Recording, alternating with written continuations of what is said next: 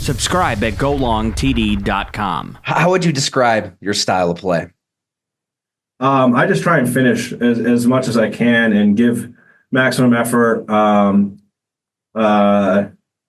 love running the wide zone. I'm super fortunate that I was able to get into a system and then also have some pretty incredible coaches and really kind of be able to master the small details of wide zone, and just be able to showcase getting off the ball, getting to my landmarks and stuff like that. And I'm incredibly fortunate too to have a O-line coach in Dwayne Ledford that all he does is breathe confidence into us, and it's been really great as a player, because the more confidence you can get, the more free you are mentally, the faster and faster you can play. So I just try and play as fast as I can. Man, you mentioned that wide zone, so you can get a little head of steam. I encourage everybody to watch the mic'd up videos of Chris here, and that thud when you smash into somebody. I mean, I can feel it through the screen. That's gotta make football fun. I imagine if you're gonna play on the line, if you can get a few steps and kind of see that bullseye, get a running start, that's football, isn't it? Yeah, for sure. And Coach Ledford's the biggest proponent of the Bruce Lee quote of one kick 10,000 times. And so we're in practice and individual.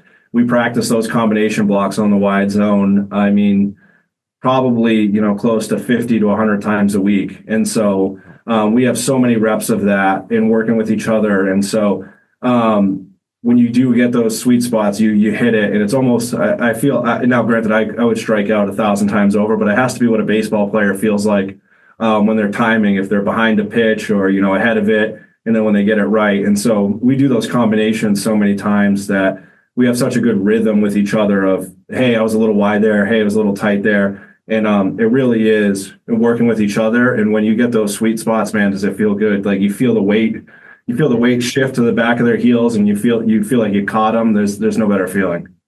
Can you just take us through a play, like a wide zone play, from you're in the huddle, a play is called up to the line of scrimmage, looking at the defense, what from start to finish, what does it really look like?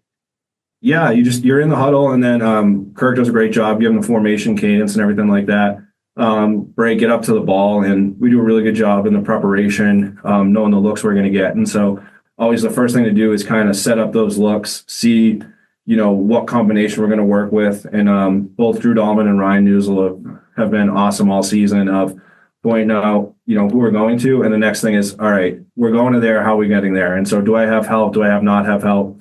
And then the way I look at wide zone, everything is angles. Like, how are you getting to your linebacker? So, do you have leverage? Do you not have leverage?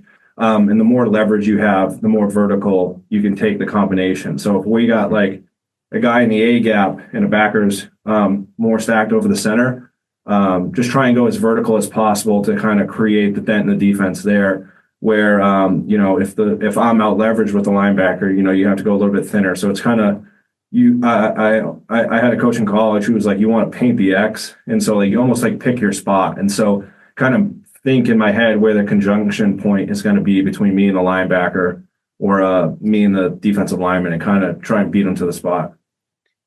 Wow. Yeah. So there is a lot of quickness and agility. I mean, you've got to get to a spot. Mm-hmm. Yeah, that's the way I think of it is, you have your landmark. So where you're aiming for, if you have a down lineman, and so you want to get to that aiming point, not be past it, don't be short. And that just comes with practice and then kind of seeing that guy's stance. And then with the linebackers, it's kind of a guessing game. You kind of see the way they play, and then you kind of paint it. And then you kind of make adjustments based off the way they play.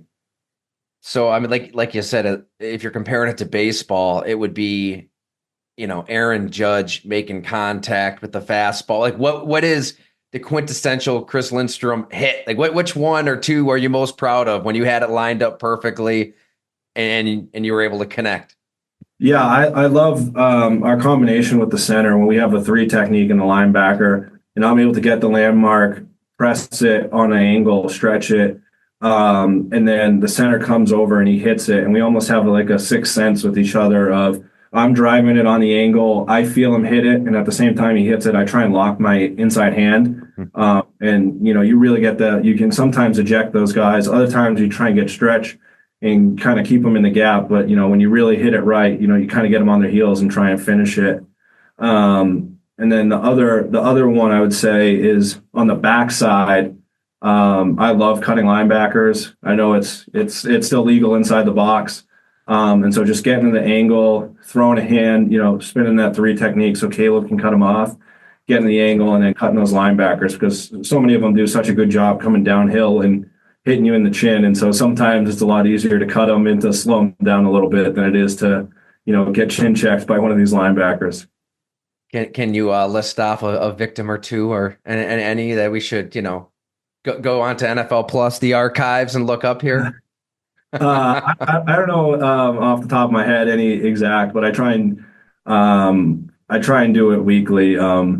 It's just kind of a part of what we do, and with Coach Ledford, we practice it a lot, and kind of the details of cutting and stuff like that. If you'd like the full conversation with Chris Lindstrom, head on over to golongtd.com, your home for long-form journalism and pro football, to access every profile, every team deep dive, all podcasts. Just subscribe, $8 a month, $50 for the year. We are completely powered by you. No ads, no sponsors, no corporate masters. We want to be your forever home for long-form journalism. Thank you so much, everyone.